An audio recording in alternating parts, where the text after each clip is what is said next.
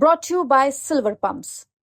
Top quality और consistent performance के लिए सिर्फ सिल्वर पंप्स नाम याद रखना। भाजपा के स्थानीय रोहतक के कोई पूर्व मंत्री और के शेयर से एक 300 करोड़ रुपए का घोटाला किया गया। क्या घोटाला था जो डॉक्टर अरविंद शर्मा जी ने उजागर किया था और उसमें कौन कौन दोषी हैं और उन पर क्या कार्रवाई होनी चाहिए। ऐसा नहीं होना चाहिए कि 300 करोड़ के घोटाले हो जाएं, लोग डकार जाएं और उसके बाद उनके पे कोई परवाह ना, कोई फ़र्क ना पड़े। जो एक और अमृत योजना को लेकर एक बात आई, अमृत योजना पार्ट 2 का प्रपोजल तैयार किया गया महकमे को लेकर, मगर आपको याद होगा अमृत योजना 1 में भाजपा उस समय के पूर्ववर्ती भाजपा सांसद और मौजूदा मंत्री डॉक्टर अरविंद शर्मा जी ने प्रेस वार्ताओं के माध्यम से आरोप लगाया था कि एक कोई भाजपा के स्थानीय रोहतक के कोई पूर्व मंत्री और के शेयर से एक 300 करोड़ रुपए का घोटाला किया गया। ये उनके शब्द थे। उन्होंने एक बड़ा भारी कई दिनों तक ये प्रेस वार्ताओं से आरोप लगाए और उस समय हमने भी बड़ी मांग करी कि भाई इसकी जांच हो, लेकिन क्योंकि जांच कराई नहीं सरकार ने और वो अमृत योजना 1 पूरी हो गई अब, और अमृत योजना 2 की तरफ हम बढ़ गए। दूसरी योजना क्या प्रपोजल आज मीटिंग में आया था, तो हमने उस पर आज ये मांग करी, क्योंकि जांच कराने का अधिकार हमें नहीं है, लेकिन हमने जांच की मांग करी आज कि भाई जांच कराई जाए उसमें क्या घोटाला था जो डॉक्टर अरविंद शर्मा जी ने उजागर किया था और उसमें कौन कौन दोषी हैं और उन पर क्या कार्रवाई होनी चाहिए। और उसके साथ साथ क्योंकि अभी तक अमृत योजना 1 में कहाँ सीवर की लाइन डली और कहाँ पीने के पानी की लाइन डली, यही नक्शा अभी तक सार्वजनिक नहीं हुआ है और ना ही ये पब्लिक हेल्थ महकमे के पास ये नक्शा पहुंचा है। तो इसमें हमने मांग करी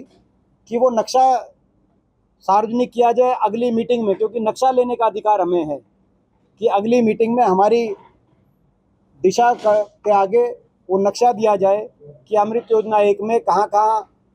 सीवर की और कहाँ पीने के पानी की लाइनें डली थी रोहतक में, ताकि उस नक्शे के आने के बाद उसका निरीक्षण करने का कार्य हम कर सकें। तो ये आज नक्शे की बात रखी हमने कि अगली मीटिंग तक नक्शा आ जाए और हमने अपनी मांग दोहराई। जो हम मांग हमने जो है डॉक्टर अरविंद शर्मा जी की बात को आगे बढ़ाते हुए जो मांग हम करते रहे हैं। ऐसा नहीं होना चाहिए कि 300 करोड़ के घोटाले हो जाएं, लोग डकार जाएं और उसके बाद उनके पे कोई परवाह ना, कोई फ़र्क ना पड़े, क्योंकि ये जनता का पैसा है, जनता की खून पसीने की कमाई का पैसा है जो सरकार के पास है। किसी का व्यक्तिगत पैसा नहीं है जो कोई डकार जाए, जिसकी वजह से जनता को पीने के पानी की सप्लाई में, सीवरेज में भी दिक्कत आए, लेकिन को उस पर जांच तक भी ना हो, आज तक भी ना आए। ये अस्वीकार्य स्थिति है।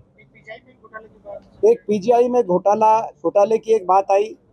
जो अखबारों के माध्यम से आप लोगों ने खूब उठाई थी बात, कि लगभग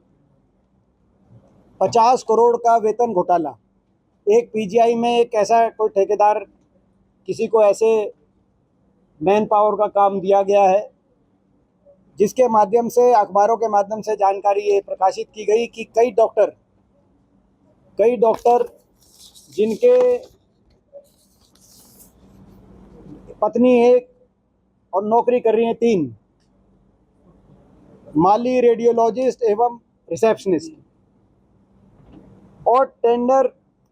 कर्मियों की बायोमेट्रिक हाजिरी भी नहीं की भी बंदिशें नहीं हैं, केवल प्रिंट निकाल के उपस्थिति लगा रहे हैं। और प्राइवेट सिक्योरिटी पे गंभीर आरोप, और इसमें प्रधानमंत्री पोर्टल पे भी और सीएम फ्लाइंग में भी कंप्लेंट हुई है और वहाँ से भी एक बात आई है कि भाई ये क्या कंप्लेंट है। तो ये बड़े इसमें किस किस के साथ तार जुड़े हुए हैं, कौन सी ये फर्म है, वो उस फर्म के कौन प्रोप्राइटर हैं, वो रोहतक शहर में आके किसके पास उनकी हाजिरी है,